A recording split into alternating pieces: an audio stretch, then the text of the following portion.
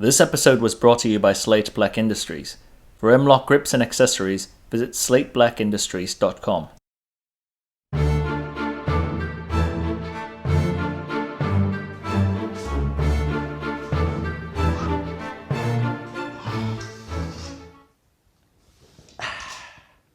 Perfection.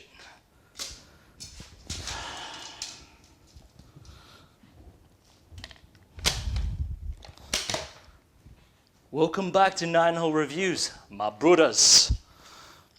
Today we continue the saga of Operation Viking Jeep for the fourth of the 4-episode series. For those just tuning in, highly recommend you watch the first 3. It's from 2014 when I was still an officer, and I took leave to drive from Bavaria all the way to Iceland in this Jeep behind me. And we're doing this because everybody's been on COVID, not lockdown for so long. We wanted to just bring some beauty and the joys of life into your household. And so this is our solution. Now, without further ado, Operation Viking Jeep. But I really have to go. I've got a business call in like 2 minutes. Laters.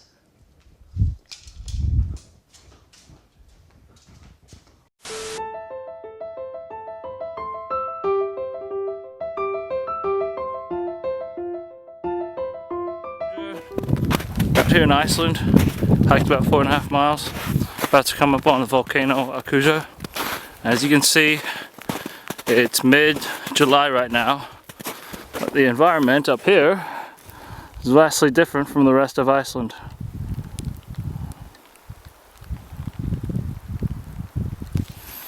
I'll show you the volcano once we get there. Bye. You would pass through Europe's largest desert on the way to the northern parts of Iceland.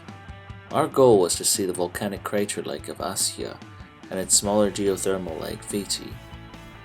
About 100 kilometers past Möðrudalur on the ring road, we turned off the tarmac and onto the dirt track F901 towards Möðrudalur.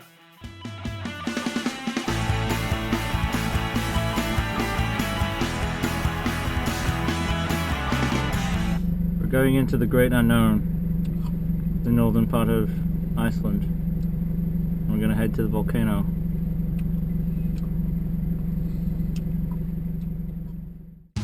As you drive towards Möðrudalur, the scenery will suddenly change from the arid desert to a little oasis of lush green grass. At 1,539 feet above sea level, this is the highest settlement on Iceland. We set up camp, refueled, and spent the night on this small Nordic farm eating barbecued whale meat with some Belgians and Icelanders. In the morning, we even made friends with some Icelandic ponies and Arctic foxes. At this point, we were ready to go. You can see back there, half the time these Europeans think we're Polish. Through our adventure, we dauntlessly flew the Texas flag.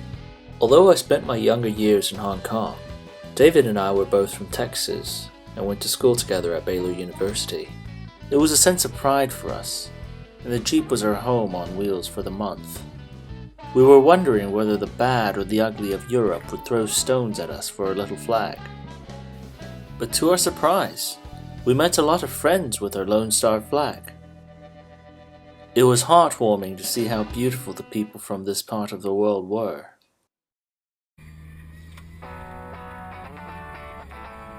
We set off on our 250-kilometer rough terrain drive to the volcanic crater of Askja.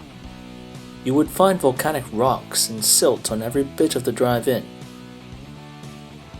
American NASA astronauts in the late 60s actually used parts of this trail that we were on for geological studies to prepare them for the Apollo mission. 9 of these astronauts would eventually make it to the moon, and we decided that a commemorative moon landing photo was in order.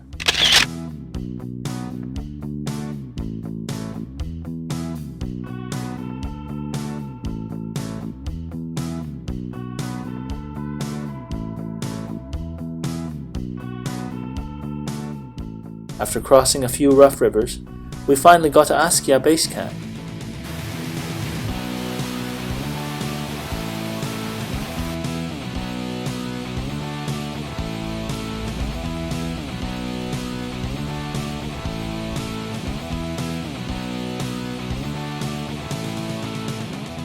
The trail leading up to the crater was snowed in, so we had to drive our Jeep as close as possible to hike to the center. We were ill-equipped, and it was below freezing. We wore street clothes, and part of the snow sunk a foot deep when we stepped into it.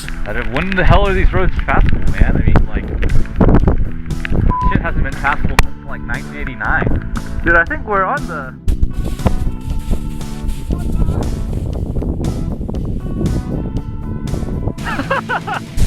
We've been following these little markers for about 4 clicks. Walking out here,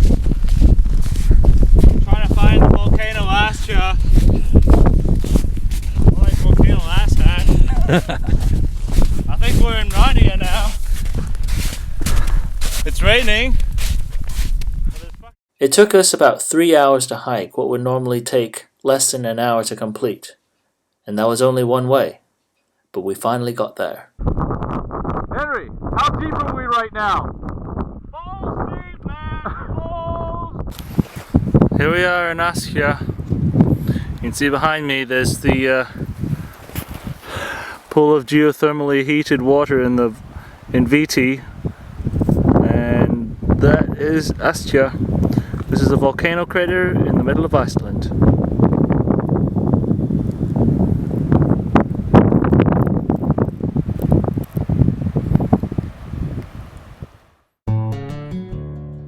Askja was the last major checkpoint on the map, but reaching it was not our final step home. There was still another 48 hours worth of travelling before we got onto that boat for mainland Europe.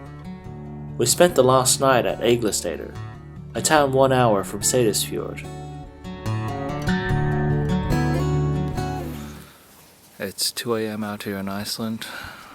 We've reached our final campsite and just set up camp, cooking some food, about to go to bed. But yeah, I'm gonna miss this place. It's a beautiful view right now.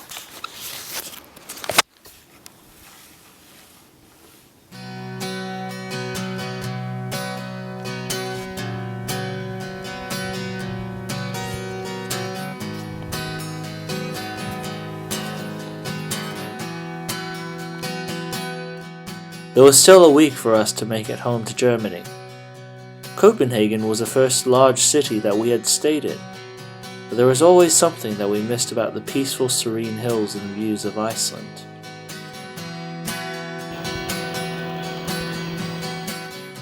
As time went on, I came back to my public affairs job in the army,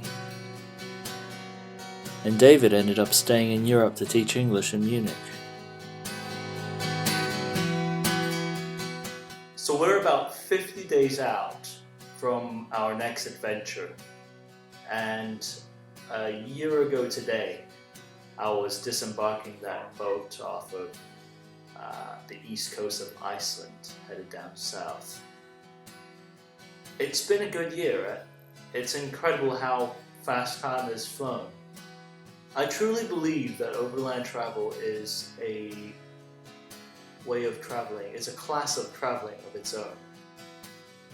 It's not the most fuel efficient, it's not the cheapest, it's not the fastest, it's different. It's not just an 8-hour flight. You don't just get on a plane and head over there and fly back right after. It takes weeks, it takes days, takes weeks, sometimes even months to get to where you're getting to. But the journey of getting there, you meet all sorts of people, you eat all sorts of foods, you smell all sorts of scents, and you see the most beautiful scenery. And what you get out of these trips is an experience that is entirely unique to the person on the trip. And it stays with you forever.